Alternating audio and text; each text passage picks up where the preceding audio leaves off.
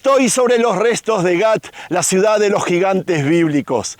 Más precisamente en la cima de la colina que se transformó en el punto más peligroso de todo el Medio Oriente, porque hace 3500 años aquí se construyó una máquina de guerra perfecta. Era una ciudad que tenía una entrada, una puerta diseñada para aniquilar ejércitos, y aquí había un centro de poder que decidía quién comía y quién moría.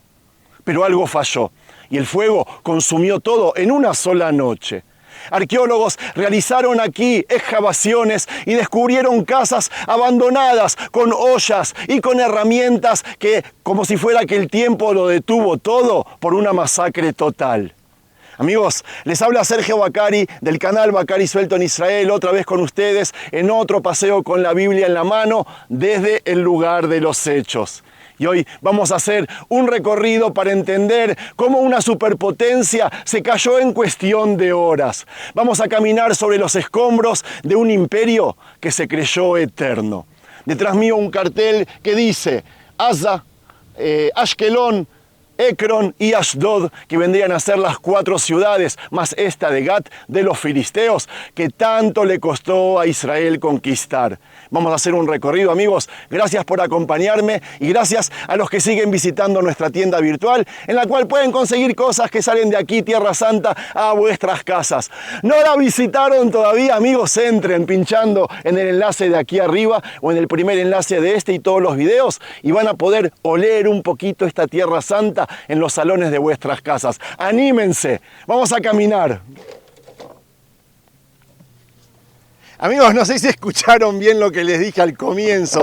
Este lugar albergó gigantes legendarios, ¿eh? Sí, aquí vivió Goliat.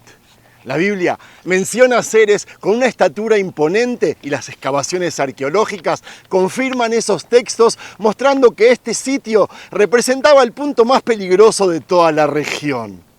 Lo que estamos mirando ahora nosotros en tiempos bíblicos funcionaba como un ojo gigante que dominaba el valle completo. Los habitantes vivían aquí impulsados por un terror profundo a sufrir invasiones constantes, obviamente.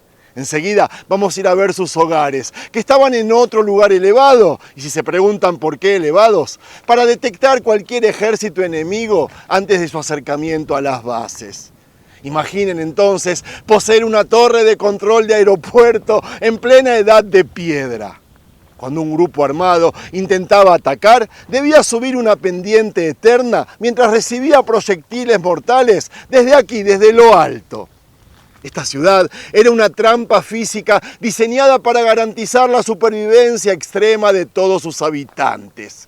Las casas estaban pegadas entre sí para formar una muralla perimetral continua. Para entrar al recinto debían superar una vigilancia militar rigurosa, amigos. De sus 5 ciudades, Gat fue el centro de operaciones filisteo, el lugar exacto donde se dictaban órdenes que hacían temblar a los vecinos. Antes de seguir, deben entender algo, amigos. Eran tiempos que para poder vivir y levantar un asentamiento se necesitaban 4 cosas fundamentales. Agua, que aquí aprovechaban el arroyo Ela, tener tierras, las que trabajar, y ustedes ven alrededor que son todas tierras fértiles, y todos los llanos que ven ahí debajo le pertenecían a ellos. Tenían que vivir cerca de una ruta principal para estar conectados y para poder vender productos o cobrar peajes. Y este es un lugar ideal porque conecta tanto la Mesopotamia con Egipto, la ruta de este a oeste, un lugar ideal. Y necesitaban, más allá de una muralla, altura para defenderse. Este lugar era sobresaliente, como ven, en los 4 aspectos. Observen cómo la pendiente natural se convierte en una barrera que bloquea el ascenso rápido de los caballos de guerra. Gat fue por siglos el amo absoluto del valle porque aprendió que anticipar los movimientos rivales era el secreto para ganar cualquier conflicto. Con todo eso, aquí reinaba el miedo, la paranoia. Estar en el lugar más cotizado de todo el Medio Oriente tenía sus beneficios, pero también sus riesgos. No alcanzaba con ser gigantes, necesitaban vivir atentos y no dejar de desarrollarse para eliminar toda amenaza vecina o internacional que llegaría al final. Pero antes, hablemos de ellos, hablemos de los gigantes. ¿Alguna vez se preguntaron si esos gigantes de los que leemos en la Biblia fueron personas de carne y hueso o simplemente nos están contando una metáfora? Abran bien los ojos, los oídos más que nada, porque aquí mismo, en las entrañas de Gat, la tierra nos dio una respuesta que nadie esperaba. Los arqueólogos, tras años de remover toneladas de escombros, se encontraron con un pedazo de cerámica que a simple vista parece cualquier cosa, pero que es en realidad un documento histórico explosivo. Se trata de una inscripción del siglo IX a.C. que tiene grabado dos nombres, Alot y Wult. Esos nombres tienen la misma estructura fonética que el nombre Goliat. Es como encontrar una pieza perdida en un rompecabezas de 3000 años, amigos. Y esto no es casualidad, es la prueba material que conecta la cultura filistea de esta ciudad con el relato bíblico del gigante que había desafiado a todo el ejército de Israel. De repente el gigante de la historia dejó de ser una leyenda sacada de un libro para convertirse en un personaje ligado a esta tierra, a este nombre y a este lugar preciso. Pero no se queden solo con el nombre. Estos hallazgos nos cuentan que la identidad de los habitantes de Gat estaba marcada por un orgullo guerrero que se transmitía de padre a hijo. La forma en que escribían, los objetos que usaban y la estructura de su ciudad nos revelan a un pueblo sofisticado, con una lengua propia y una conexión directa con las grandes tradiciones culturales de aquel mundo antiguo. Imaginen ahora a los antiguos escribas filisteos sentados aquí mismo marcando cerámicas, dejando su huella para que hoy nosotros, miles de años después, pudiéramos desentrañar quiénes eran realmente sus héroes y quiénes eran sus líderes. Como ya vimos en otros lugares, al no tener historia judía, este lugar está abandonado, desolado y no se excava para aprender de su pasado, lamentablemente. Fueron muy pocos los que recibieron permiso y nadie, ni siquiera el Estado de Israel, quiere invertir en lugares así. Es una pena. A mí me da rabia porque yo creo que es súper importante aprender de ellos, porque cada pedazo de arcilla que podemos encontrar en este suelo es un grito del pasado. Es la evidencia física que sostiene el relato y le da peso real a todo lo que leemos. Lo poco que excavaron, eso sí, dieron muy buenos resultados porque ya no estamos especulando, encontramos los nombres propios de una cultura que dominó el horizonte y que, con este hallazgo, dejó de ser un mito para integrarse definitivamente a la historia documentada de la región. Amigos, la arqueología, al final del día, es el puente que nos permite tocar la verdad detrás de las palabras. Y ahora, miren esto. Es algo que los arqueólogos también descubrieron y que dejó a todo el mundo con la boca abierta. Un foso masivo, una zanja de guerra que se extiende a lo largo de 2,5 kilómetros, rodeando toda la colina. Esto no es solo un hoyo en la tierra, es una proeza de ingeniería militar que no tiene igual en ningún otro lugar del mundo antiguo, amigos. ¿Se dan cuenta de la magnitud? Construir esto requirió un esfuerzo titánico, una cantidad de mano de obra y una visión de ingeniería que solo una civilización con recursos y desesperación extrema podrían haber ejecutado.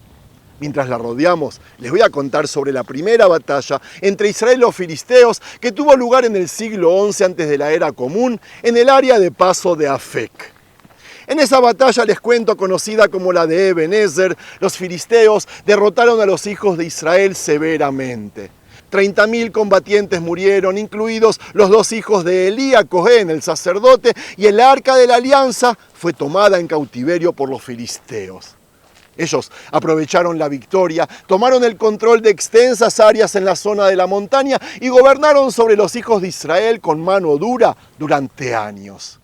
El arca del pacto fue trasladada por los filisteos a su heredad, a la ciudad de Ashdod. Y ahora, imaginen a los filisteos llegando de vuelta del campo de batalla con el arca de Dios, introduciéndola en el templo central de su ídolo Dagón con cantos y bailes. Pero desde ese mismo momento a los filisteos les esperó una sorpresa, y cito: y madrugaron los de Ashdod al día siguiente, y he aquí que Dagón cayó sobre su rostro a la tierra delante del arca de la alianza, y tomaron a Dagón y lo volvieron a su lugar, y madrugaron por la mañana al día siguiente, y he aquí que Dagón cayó sobre su rostro a tierra delante del arca del pacto, y la cabeza de Dagón y las 2 palmas de sus manos estaban cortadas sobre el umbral, Solo Dagón quedó sobre él.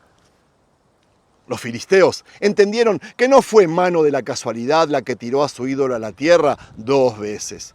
Además, en esa misma mañana, los hombres de Ashdod despertaron estando golpeados por una severa plaga de hemorroides. ¿Qué haremos?, se preguntaron. ¿Qué hicieron? Trajeron hasta aquí mismo el arca del pacto, a esta ciudad que estamos visitando. Cuando el arca de la alianza llegó hasta aquí, la mano de Dios otra vez golpeó y la ciudad estuvo envuelta en una gran confusión. La Biblia nos dice que golpeó a los hombres de la ciudad, desde el pequeño hasta el grande, y les brotaron hemorroides. Intenten imaginar a los habitantes de esta gran ciudad de Gat gritando del dolor, porque fueron golpeados también ellos por la severa plaga de las hemorroides. De aquí lo enviaron a Ecrón. Y solo después de que también los habitantes de Ecrón fueron golpeados con un golpe severo, los filisteos exigieron: enviad el arca del Dios de Israel y que vuelva a su lugar y no mate a mí y a mi pueblo, porque hubo confusión de muerte en toda la ciudad, muy pesada fue la mano de Dios allí, nos dice la Biblia. Después de 7 meses, en los que el arca permaneció en los campos de los filisteos, la enviaron de vuelta al territorio de Israel, a la ciudad de Bet-Shemesh. De allí el arca continuó en sus viajes hasta Kiriat Jearim, donde fue colocada por unos 20 años hasta que el mismo rey David la llevó a Jerusalén. En esos años los filisteos continuaron gobernando en extensas partes de la zona de la montaña, cobraban impuestos a los hijos de Israel y evitaban que acumularan un poder militar significativo. En este periodo, el profeta Samuel, se convertiría en el líder espiritual del pueblo de Israel y en cierto punto eligió reunir al pueblo golpeado y magullado en un lugar llamado Mitzpah. ¿Para qué? Para unirlo y devolverlo al servicio de Dios. En el día en que los filisteos escucharon sobre esta reunión de los hijos de Israel, se unieron los 5 señores de los filisteos y subieron contra ellos para luchar y evitar que acumularan poder. Los hijos de Israel se asustaron y tuvieron miedo ante los filisteos. El sabor de la amarga derrota en la batalla de Eben-Haezer aún estaba en su boca y no sabían cómo debían actuar para vencer en la batalla esperada. Shmuel, el profeta, el líder del pueblo, actuó con sangre fría, sacrificó una ofrenda a Dios y oró para que Dios estuviera del lado de los hijos de Israel en la contienda. Y efectivamente, así fue. Y cito: y tronó el Señor con gran voz en ese día sobre los filisteos y los confundió y fueron derrotados delante de Israel. Esta vez la mano de los hijos de Israel estuvo arriba. En estas batallas, los hijos de Israel lograron recuperar para sí mismos el control en extensas áreas y establecieron de nuevo la línea de frontera frente a los filisteos en la línea de frontera original que se extiende entre Ecrón y esta ciudad de Gat. Si en toda la descripción del principio les hablé sobre el miedo que había, el pánico que había en esta ciudad, aquella amenaza se hizo realidad. Y en algún momento del siglo IX antes de la era común, el cielo sobre esta ciudad Gat se oscureció de una forma que nadie pudo prever.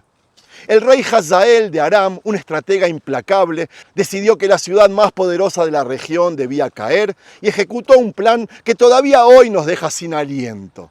Cuando los arqueólogos comenzaron a limpiar las capas de tierra de este tel, de esta colina, se toparon con algo aterrador. Una capa de ceniza inmensa y espesa que cubría casi toda la ciudad.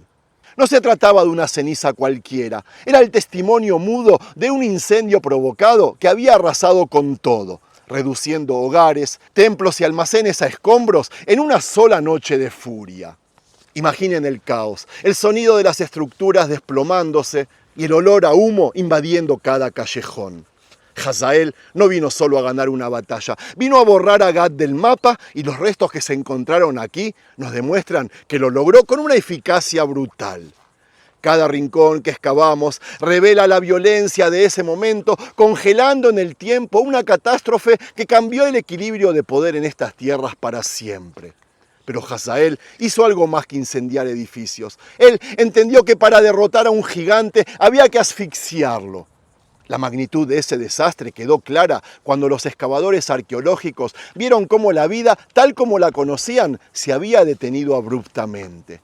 Las herramientas quedaron tiradas, las vasijas se quebraron en el suelo y el silencio cayó sobre la ciudad después del fuego.